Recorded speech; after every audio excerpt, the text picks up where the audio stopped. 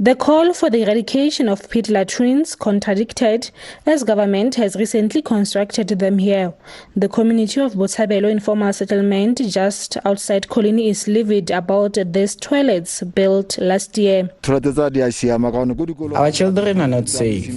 They say they'll eradicate pit toilets at schools, but these children come here to use these same toilets. These toilets are not good for our health. They even fill with water when it's raining.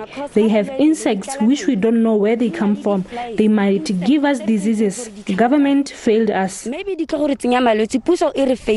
have a problem with these toilets. We don't want them. We just saw a contractor coming to install these toilets. We are not happy. These toilets are not safe. Even the councillor knows that. Their doors used to close. Now they don't even close. Meanwhile, environmental factors play an enormous role in the safety of pit latrines. Soil scientist Tshabalala says it is important to assess the type of soil in the area before installing a pit latrine. Soil is an important factor in the treatment of sewage, be it either conventional flush toilets, it going to a sewage plant, it had to be disposed of, and most of it is disposed of to soil, or be it pit latrines. It's also the soil acting as a buffer. On very sandy soils, the problem is very high infiltration rate, high permeability in the soil. So should one have a pit latrine on a sandy soil, one would expect to have very high permeability of that effluent in the soil, so it will run at a very high rate through the soil, and then it can pass through the soil and go into the groundwater, where it can contaminate the groundwater.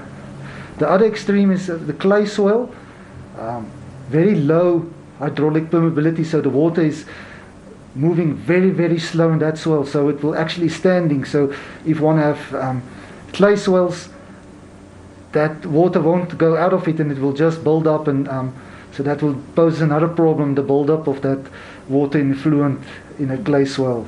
Microbiologists attest that pit latrines carry bacteria which can contaminate underground water. With our pit latrines, it's a harbor for various microorganisms.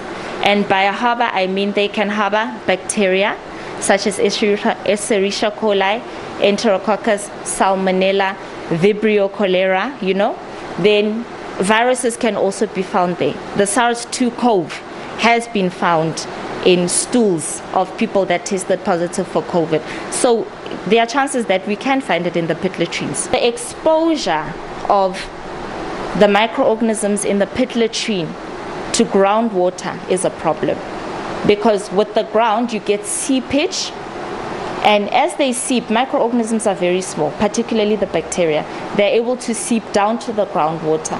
Then you find in rural communities where there isn't proper sanitation, where water is not cleaned adequately, per instance, or where people rely on the groundwater. A health hazard for those consuming this water. We get Escherichia coli and Enterococci. They are known for causing gastroenteritis in people, so it's your typical stomach bug. Vibrio cholera, it causes cholera. When you ingest that water that has these microorganisms, you find that those microorganisms harbor specific resistant genes. You yourself are exposed to your genes taking up the resistance from the microorganisms. Experts say this underground contaminated water can also be risky for low-scale farming. In our rural areas, we find subsistence farming, low-scale farming, where people use groundwater to irrigate their vegetable gardens. So you find there's a pit latrine. It's not too far off from the groundwater well. Seepage occurs. Bacteria get into that water. There's bacterial contamination, and they use that water to garden or to irrigate their vegetable gardens.